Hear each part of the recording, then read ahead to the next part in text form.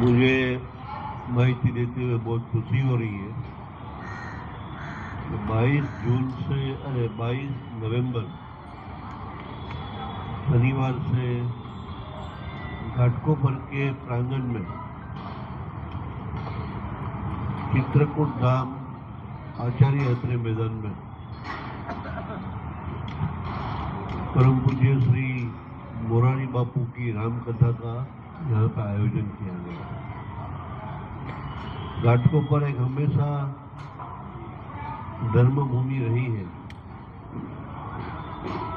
और कभी भी देश में कोई भी प्रकार की आपत्ति आई है तो घाटकोपर उसमें सहायता के लिए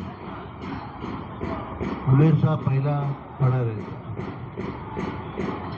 तो मुझे बहुत खुशी है कि ऐसे नगर का नेतृत्व एज एन एमएलए करने को मेरे सौभाग्य में आया है। बापू की कथा का 4 साल से 4.5 साल से प्रोग्राम बन रहा था। 2021 में भी कथा आयोजित की गई थी, तभी शायद हमारे पुण्य कम थे। कथा के 1 महीने पहले ही कोविड का लॉकडाउन आ गया था, तो उसके बाद बापू की डेट भी नहीं मिल रही थी। तो ये 22 नवंबर से 30 नवंबर 22 तारीख को कथा शुरुआत होएगी। पहला दिन रहेगा दोपहर को 4 से 7 और 23 तारीख से लेके 30 तारीख तक सुबह 10 बजे से लेके 1 बजे तक बापू के श्री मुख से श्री रामचरित्र के ऊपर और मोदी जी का जो एक ड्रीम है वंदे भारत, तो आज वही थीम को हम आगे लेके जाते हुए मानस वंदे भारत ये कथा का नाम दिया गया है। कथा का आयोजित करने का मुख्य 4 कारण है। एक तो धर्ममय वातावरण, जो हिंदुत्व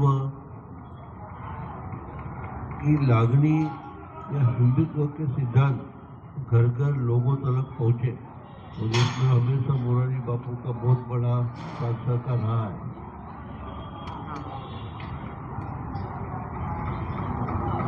दूसरा, ये कथा में जो कुछ भी छोटा बड़ा डोनेशन जो कुछ भी जमा हो, ये डोनेशन सद्भावना चैरिटेबल ट्रस्ट, सद्भावना वृद्धाश्रम को अर्पित किया जाएगा। हमारे साथ मित्तल भाई है, विजय भाई है, दोनों ये सद्भावना ट्रस्ट संभाल रहे हैं और बहुत अच्छी तरह से संभाल रहे हैं। वहाँ राजकोट में, गुजरात में वृद्धाश्रम चला रहे हैं, जो आज की तारीख में 700 बेड का ऑपरेशनल है और अभी अंडर कंस्ट्रक्शन 400 करोड़ का वृद्धाश्रम नया बन रहा है। इसमें 5000 बुजुर्ग, 5000 माता पिताओं के रहने की जगह की, जिसके बारे में ज़्यादा डिटेल विजय भाई और मित्तल भाई भी देंगे।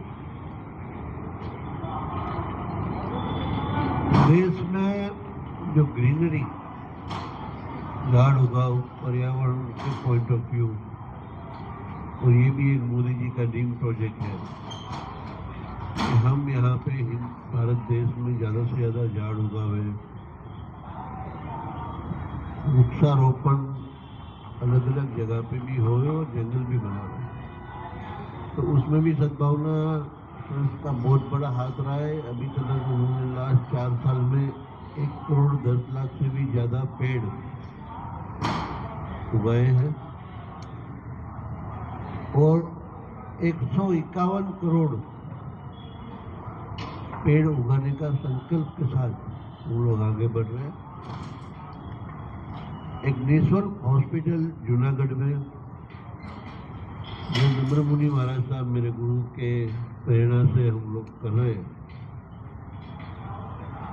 कि जहाँ पे ना कैश काउंटर रहेगा ना बिल बुक रहेगा, जो भी पेशेंट आवे वहाँ पे फ्री ट्रीटमेंट दिया जाएगा। और ऐसे सक्सेसफुल मॉडल से पहले भी एक हॉस्पिटल सावरकुंडला में चल रही है। बड़ी लाइन के ऊपर हम जूनागढ़ में भी एक 400 बेड की हॉस्पिटल प्लान कर रहे हैं। तो कुछ बताना है बाकी कोई कथा प्रवीण भाई बताएंगे बाद में। कथा के बारे में थोड़ा बहुत डिटेल प्रवीण भाई भी बताएंगे। और सद्भावना ट्रस्ट क्या है, उनका उद्देश्य क्या है, और उनकी काम करने की क्षमता क्या है या महेच्छा क्या है, उसके बारे में मित्तल भाई और विजय भाई भी आपको थोड़ी बहुत जानकारी देंगे।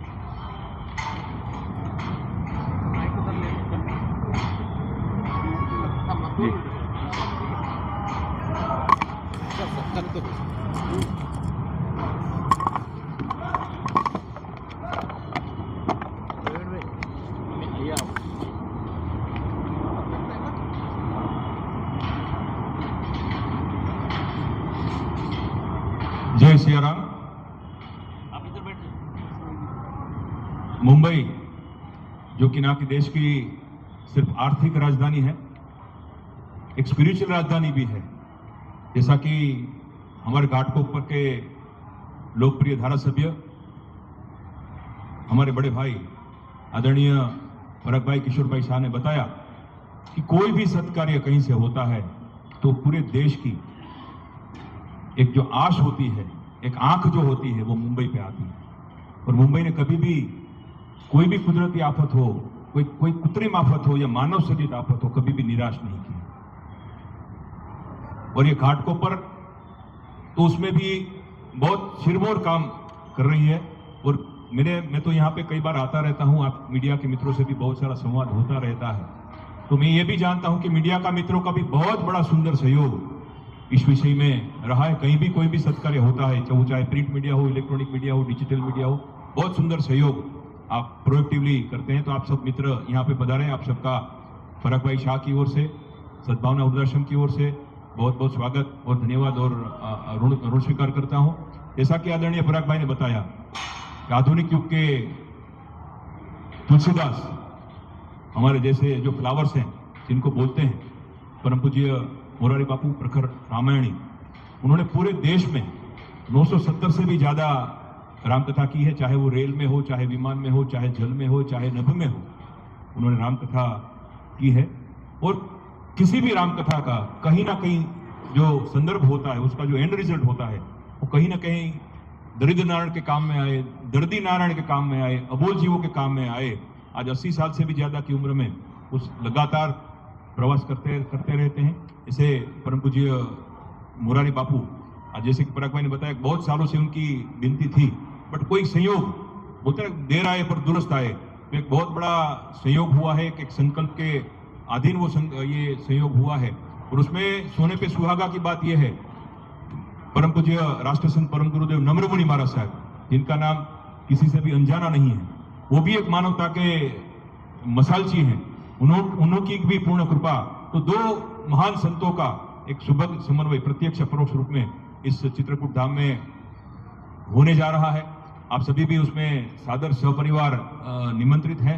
इसका जो एंड रिजल्ट है, जैसे कि मैंने बताया कि राम नाम का तो हम साथ में मिलके, जैसे बापू हर बार बोलते हैं कि राम रोटी होती है, तो जहां पे राम होती है वहां पे रोटी तो होती ही है।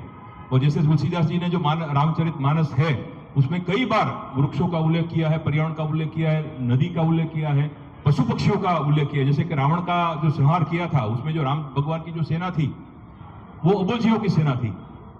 तो पराग भाई तो वैसे जैन कम्युनिटी से बिलोंग करते, तो प्रखर जीवदया प्रेमी है, तो एक जीवदया को भी बहुत बड़ा बूस्ट इससे मिलने वाला है। और ये कथा का जो निधि है, जैसे पराग भाई ने बताया, दो महान संकल्पों की ओर वो जाएगा। सद्भावना वृद्धाश्रम विश्व का सबसे बड़ा वृद्धाश्रम राजकोट में चल रहा है। वैसे वृद्धाश्रम कोई आबकारी व्यवस्था नहीं है, हम सब मानते हैं और जानते हैं और स्वीकारते भी हैं कि हर एक संतान को अपने माँ बाप का ध्यान रखना चाहिए, वो उसका कर्तव्य है, उसकी ड्यूटी है, उसका मैंडेट है। बट कोई जो निसंतान है, जो निराधार है, जो कोमाग्रस्त है, जो डायपर पे है, जो पैरालिसिस से पीड़ित है, अल्जाइमर से पीड़ित है, डिमेंशिया से पीड़ित है, रास्ते पे कोई घाटी है, कोई रिक्शा वाला है, कोई शोल वाला है, कोई वॉचमैन है, वो अपने लास्ट स्टेज में कहाँ जाएगा? तो ऐसे करीबन 700 वृद्ध नारायण की सेवा हमारे प्रमुख सेवक विजय भाई डोबरिया और उसकी साथी टीम कर्तव्य भाव से कर रहे हैं। बट अभी जैसे जैसे हमने गुजरात में, पूरे गुजरात में बहुत सारे बोर्ड लगाए थे कि हमको माउतर चाहिए। हम ये नहीं बोल रहे कि ये वृद्धाश्रम है, हम इसको धाम बोलते हैं। ये जो बुजुर्ग है उसको हम कोई आश्रित है या पीड़ित है या कोई वो बोलते हैं ना वो साइड में हुए, ऐसे नहीं, वो हमारे माउतर है। एक समाज रूपी हम सब श्रवण हैं, पराग भाई श्रवण हैं, तो ये उनका उत्तरदायित्व है। जैसे हमारे माँ बाप होते हैं वो वैसे ही समाज के माँ बाप हैं।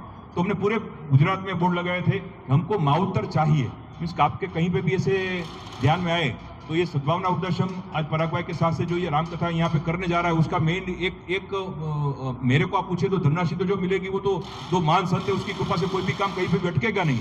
बट मेन आशय ये भी है कि आपके ध्यान में, आपके लोकप्रिय मीडिया के माध्यम से कहीं पे भी कोई ऐसा ओल्ड एज आदमी आपको पीड़ित हो तो उनको भी आप हमारे वहाँ भिजवाने की कृपा करें, ताकि हम उनको आजीवन अपना जो कर्तव्य है वो लाभ हमको मिल पाए। ये भी हमारा एक ध्येय है कि मुंबई में भी ऐसे बहुत सारे लोग होंगे, बहुत सारे पीड़ित, तो वो सब भी हमारे वहाँ पधारे और हमारा जीवन कृतार्थ करें। तो जैसे कि मैंने बताया था, अभी पूरे राष्ट्र से ऐसी इंक्वायरी आ रही है। तो ये हम गुजरात में राजकोट, आप सबको मालूम है, संत सुरा सती और सावज की पुण्यभूमि है, और ये हम बहुत निमित्त भाव से, कर्तव्य भाव से ऐसा मानते हैं कि हमारे बापूजी का नहीं है।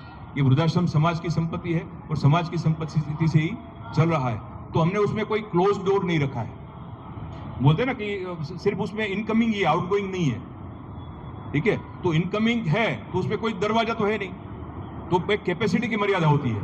हर रोज 1 एडमिशन, 2 एडमिशन, 3 एडमिशन कोमा वाले कोई रख के जाते हैं। और अभी तो विजय भाई ने वो एज ग्रुप भी हटा दिया है। कोई 30 साल की मेंटली रिटार्डेड बच्ची आई तो उसको आप कैसे ना बोलोगे? और मैं तो ये आपको पूछूंगा क्यों ना बोलना?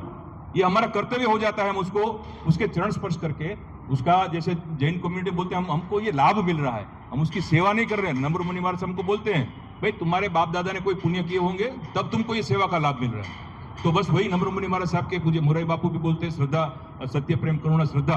तो उसी पॉइंट पे वो बोलते हैं ना कि एक हुंडी हमने समाज के नाम लिखी है कि किसी को भी ना नहीं बोलना है। और 5000 वडीलों का एक वृद्ध तीर्थ 30 एकड़ जगह में 15 उसमें 7 टावर्स होंगे, जिसमें 7 स्टार फैसिलिटी होगी, 1400 रूम होंगे और करीबन 15 लाख स्क्वायर फुट का एक बहुत बड़ा काम भी हो रहा है। वहां पे देवालय भी होगा, शिवालय भी होगा, जिनालय भी होगा, एक जैन वृद्धाश्रम का भी वहां पे निर्माण होगा। तो सभी की शांति, पवित्रता, शुचिता का वहां पे ध्यान रखा जाएगा। और साथ में जैसे पराग भाई ने बताया कि पूरे राष्ट्र को, जब हम पूज्य मोरारी बापू से मिलने गए थे तो पूज्य मोरारी बापू भी हमारी चिंता करते हैं कि पूरे भारत में 151 करोड़ वृक्ष बोने और उछेरने का भी हमारा संकल्प है। हमने देखा है कि अब्जों की तादाद में वृक्ष बोए गए हैं और उसका उछेर नहीं होता है। तो ये एक सद्भावना वृद्धाश्रम ने एक नया कंसेप्ट लाया है कि उसको 8 साल के 8 मीटर के पौधे होते हैं, 8 मीटर का पिंजरा होता है और 4 साल तक एवरी वीक 2 टाइम्स उसको वाटर भी फीड किया जाता है, उसको खातर भी फीड किया जाता है। उसके जो प्लांट होता है उसके ऊपर उसके डोनर का भी नाम होता है। एवरी 3 मंथ उसको रिपोर्टिंग भी जाता है कि आपका जो पेड़ है इतना हुआ, इतना हुआ, इतना हुआ, ताकि 100% एक्यूरेसी आए। और फॉर्चुनेटली 1 करोड़ से ज्यादा वृक्ष हमने उसको प्लांट भी किए हैं और बड़े भी कर दिए हैं। और उसमें पूरे तरीके जिसकी आयुष्य 200, 300, 400 साल होती है। जैसे हम सबको मालूम है कि महावीर भगवान को जो प्रज्ञा मिली थी या भगवान कहे गए, वो एक पुरुष के नीचे ही कहे गए। कोई भी आप महापुरुष देख लीजिए, वो चाहे बुद्ध देख लीजिए, कृष्ण देख लीजिए, कोई भी। तो और रामायण में तो ये चौपाई भी है कि तरु तरु पर्यऊ राम सुहावा भय अति सुगध वन उपजावा। तो राम भगवान जहाँ पे जाते थे वहां पे वृक्ष भी कलोल करते थे। तो ये रामायण का जब काम हो रहा है, रामायण का गान हो रहा है, तो वहां पे वृक्ष तो आएंगे ही आएंगे। तो 151 करोड़ का जो संकल्प है वो आप सबके प्रेरणा, मार्गदर्शन, सहकार और संकल्प से ये बोने हम जा रहे हैं। महाराष्ट्र की ये पुण्यभूमि पे पूरे भारत को शस्य श्यामला करने का जो पूज्य मोरारी बापू का संकल्प है, राष्ट्र संत परम गुरुदेव नम्र मुनि साहब का संकल्प है। वैसे वृक्ष देखा जाए तो एक बहुत बड़ी पिंजरा पोल भी है, क्योंकि लाखों करोड़ों जीव उसमें पोषण लेते हैं, उसमें पानी भी मिलता है, उसको शेल्टर भी मिलता है। और जैसे कोरोना 1, कोरोना 2 आया, हम सबको मालूम है कि ऑक्सीजन तो सिर्फ वृक्ष ही दे पाएंगे। तो मैं तो ये बोलूंगा कि हमको वृक्ष को बचाना नहीं है, वृक्ष हमको बचाएंगे। तो आप सब भी उसमें सादर निमंत्रित है। इसकी जो रामकथा हो रही है 22 तारीख से लेकर 23 तारीख तक, उसमें सभी आप ही सभी आमंत्रित हैं। मैं विजय भाई डोबरिया को बोलूंगा, 2 मिनट बात करेंगे।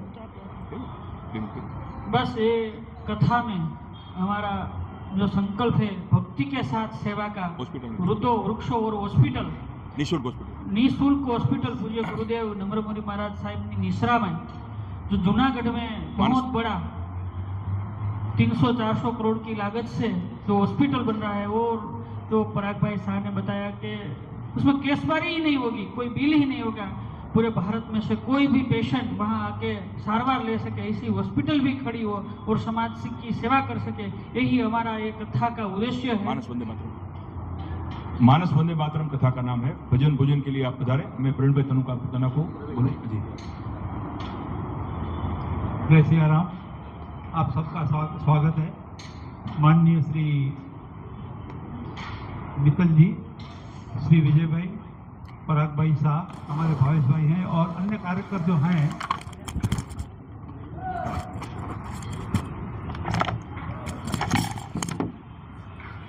लगा दे 2 मिनट हमको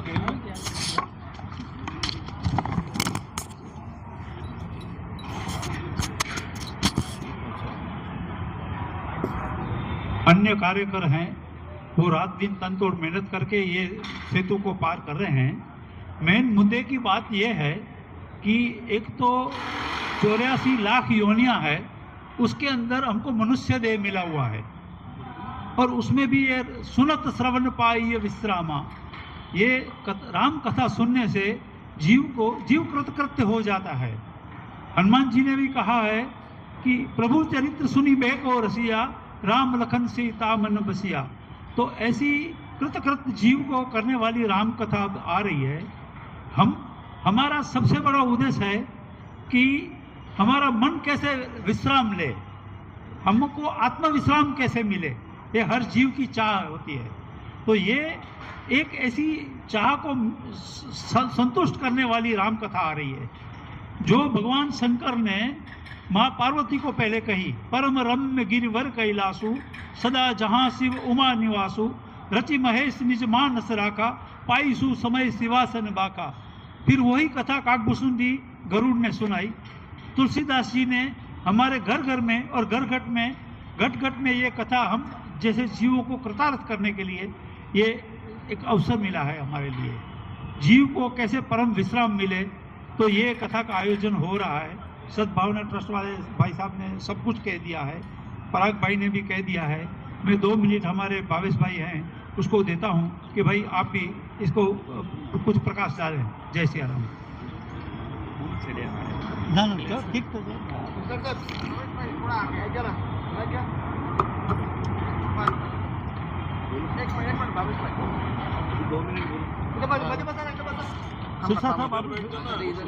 भावेश भाई माइक लगा दो, मेरे को आवाज आ जाएगा। किधर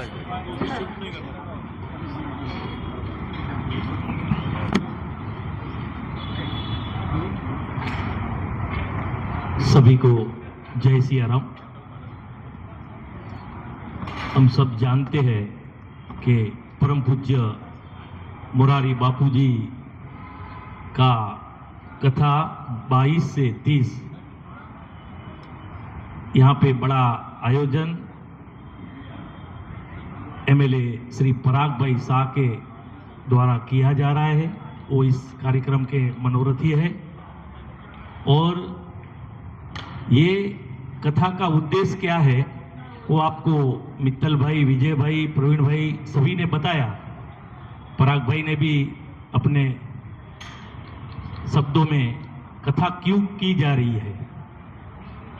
तो हम तो यही चाहते हैं कि सभी लोग इसमें आमंत्रित हो, और पूज्य मुरारी बापू के मुखारविंद से जो शब्द निकलते हैं वो शब्दों को हमें ग्रहण करना चाहिए, क्योंकि कहा जाता है कि जहां पर भी राम कथा होती है वहां पे स्वयं हनुमान जी विराजमान होते हैं।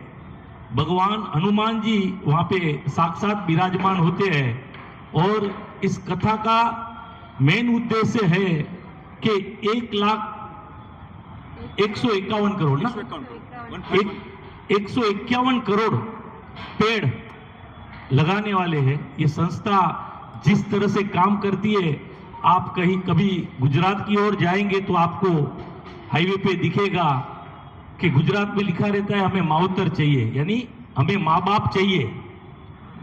और ये वृद्धाश्रम भी जिस तरह से चलाते हैं, आप एक बार वहां जरूर अवश्य जाइए।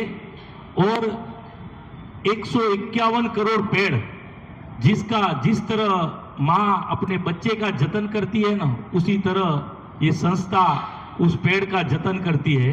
जब तक ये पेड़ बड़ा नहीं हो जाता, तब तक पूर्ण रूप की जिम्मेदारी संस्था उठाती है। तो ये बहुत ही बड़ा कार्य है और आप सबके सहकार्य से हमें लाभ भी मिलेगा। हम आप सभी को यहाँ पे आमंत्रित करते हैं। जय महाराष्ट्र, जय सियाराम। सर साहेब, महाराष्ट्र संतांची भूमी आहे, या संतांच्या भूमीमध्ये मोरारी बापूचा कार्यक्रम होतो त्यावेळी कार्यक्रमामध्ये जो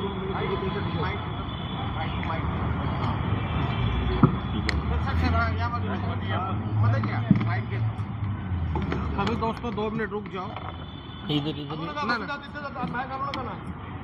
अब माईक हलवते हे बरोबर बसणार ना सर, बसू द्या।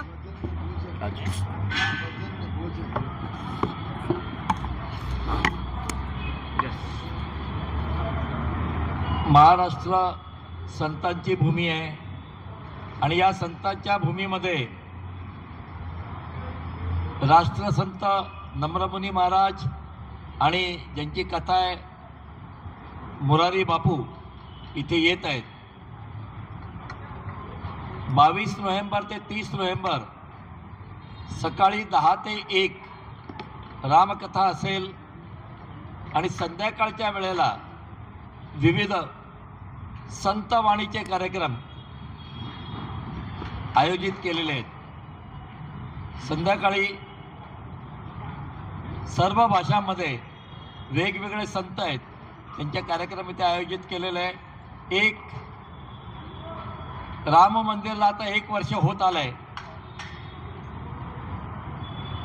आणि घाटकोपरचे सौभाग्य आहे। राम मंदिरचे पुनर्निर्माण जे झालेलं आहे त्याच्या 1 वर्षाच्या कालावधीतच इथे रामकथा आणि त्याचं आयोजन निमित्त मात्र मनोरथी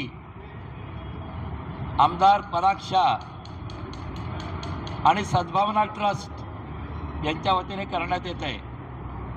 अर्थात या संपूर्ण आयोजनामध्ये जे काही दान उपलब्ध होईल ते एक निःशुल्क हॉस्पिटल, का जिथे कॅशचा काउंटरच नाही आहे, बिलच बनवलं जाणार नाही असं हॉस्पिटल, 5000 लोकांसाठी वृद्धाश्रम जो आता 700 लोकांसाठी सुरू आहे आणि भारतवर्षामध्ये 151 करोड वृक्षांची लागवड आणि त्यांचा 8 वर्ष जतन करणारी संस्था म्हणजे सद्भावना ट्रस्ट, त्यांच्यातर्फे हे आयोजन केलं जातं आहे। घाटकोपरसाठी एक महान पुण्याचा हा कार्यक्रम आहे। निश्चित रूपाने या रामकथेच्या स्वरूपात जे पॉझिटिव्ह व्हायब्रेशन्स येतील त्यामुळे संपूर्ण समस्त घाटकोपरवासियांचं जीवन सुखमय होईल, यात कुठलीही शंका नाही।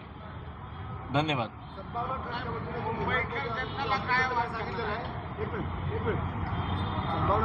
ट्रस्ट जे गुजरातमध्ये 5000 हॉस्पिटल वृद्धाश्रम हॉस्पिटल चालू केले, असं महाराष्ट्रामध्ये काय कार्यक्रम आहेत? सद्भावना ट्रस्ट आमच्या बरोबर आहेत या रामकथेमध्ये।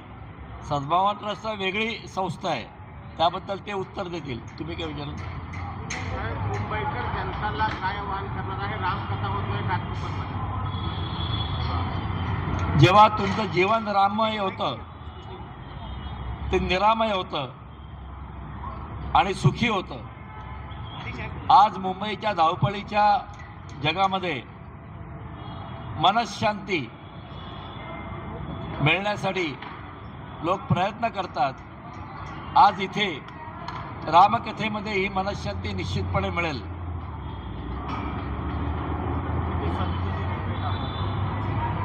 इथे दररोज 20 ते 25 हजार लोक येतील. सकाळी 10 ते 1. त्यानंतर त्यांच्या प्रसादाची व्यवस्था केलेली आहे. समोरच्या ग्राउंडवरती प्रसादाची भव्य व्यवस्था केलेली आहे. संध्याकाळी धार्मिक कार्यक्रम असतील. असा हा सोहळा 8 दिवस घाटकोपरच्या भूमीवरती सुरू राहील. सद्भावना ट्रस्टचा आपला जो प्रश्न आहे त्याबाबत मी मित्तलबाईंना देतो. जी ये सद्भावना वृद्धाश्रम की जो 2 मेन प्रवृत्ति हैं, एक तो निःशुल्क वृद्धाश्रम है, तो मुंबई से भी और महाराष्ट्र से भी करीबन 50 के करीब बुजुर्ग हमको लाभ दे रहे हैं कि हम उनकी सेवा कर पाएँ. और जैसे कि ये नया वृद्धाश्रम बन रहा है, हम ये चाहते नहीं है कि वृद्धाश्रम बने. मैंने जैसे पहले ही बताया कि जो भी बुजुर्ग हैं उनको उनके एरिया में ही उनके आजू बाजू के लोग या उनके संतान उनको सेवा करनी चाहिए. बट कई बार क्या होता है कि संतान नहीं होते हैं और हाइपर जिसको बोलते हैं ना कि मेडिकल इमरजेंसी से वो पीड़ित होते हैं, जैसे कोमा में आ गए, हैंडीकैप हो गए. तो कई बार क्या होता है इच्छा होते हुए भी उनकी सेवा नहीं हो पाती क्योंकि उनका ध्यान रखना पड़ता है. उनको पैरालाइज हो जाता है, मेंटली कई बार प्रॉब्लम आता है. तो जैसे मैंने बताया कि मुंबई तो एक धर्म नगरी है, सेवा नगरी है, एक फाइनेंशियल कैपिटल है. तो पूरे राष्ट्र से सभी लोग यहाँ पे कुछ ना कुछ आशा लेके आते हैं. तो ये जो 5,000 बड़ी लोग का जो वृद्धाश्रम बन रहा है वो भी ऐसा हो सकता है कहीं ना कहीं यहाँ की जो सर्वश्रेष्ठ हॉस्पिटल्स होती हैं भाई सभी सुविधाएं यहाँ पे सर्वश्रेष्ठ हैं, वहाँ पे आश्रय ले रहे होंगे. बट उनका अनफॉर्चुनेटली लास्ट स्टेज आएगा या कुछ ना कुछ पैसों की कुछ समस्याएं होंगी या कुछ ना कुछ होगा. तो ऐसे कोई भी बुजुर्ग पूरे महाराष्ट्र में तो बोलूँगा पूरे इंडिया से अभी भी आ रहे हैं और फ्यूचर में भी आएंगे. तो ये भी हमको सेवा का एक लाभ हमको मिलेगा, ये हमारी आशा है. दूसरा कि जैसे बताया कि गुजरात में 1 करोड़ से ज़्यादा पेड़ बो दिए. पहले स्टेज में हमारा प्लानिंग था कि पहले वो एक गुजरात को ओके कर दे, बाद में महाराष्ट्र आएंगे. सभी पूरे राष्ट्र में हमको जाना है. इसीलिए ये रामकथा हो रही है कि आने वाले महीनों में आने वाले साल में वो चाहे महाराष्ट्र हो चाहे मध्य प्रदेश हो, जहाँ जहाँ पे जो भी रिक्वायरमेंट होगी, क्योंकि पूरा जो टारगेट है वो आने वाले 20 सालों में 151 करोड़ से ज़्यादा पेड़ को लगा के उसको बड़े करने की एक संकल्प है. और उसी यात्रा के लिए कि पूज्य मोरारी बापू की रामकथा हो रही है. और ये जैसे जूनागढ़ में जो निःशुल्क हॉस्पिटल जो बनने का जैसे पराग भाई ने जो बताया राष्ट्रसंत नम्रमुनि महाराज साहब के आशीर्वाद से, वो भी हमारा संकल्प है कि सिर्फ गुजरात से नहीं, सिर्फ महाराष्ट्र से नहीं, पूरे इंडिया में से वो चाहे तमिलनाडु का भी कोई भी पेशेंट हो उसको भी 100% free super speciality multi speciality hospital का लाभ मिले और वो दर्दी नारायण की सेवा, दरिद्र नारायण की सेवा करने का हमको सौभाग्य संकल्प है. वो आप सब मीडिया के मित्रों के सहयोग से पूरी प्रजा के सहयोग साकार. धन्यवाद. मेरा एक सवाल है भाई साहब। जी जी हम पत्रकारों को दूर से बुलाया गया और पराग भाई मैदान छोड़ के भाग गए, ये उचित है क्या? जी आपके घर में कोई मेहमान आए और आप घर छोड़ चले जाओ, ये उचित है क्या? पूरा मत बोलिएगा. खरा सवाल पूछते हैं, कठिन सवाल पूछते हैं, कड़ा सवाल पूछते हैं. पत्रकारों को बुलाया गया 11 बजे, भाई साहब आए 11:30 बजे और ये उचित है क्या?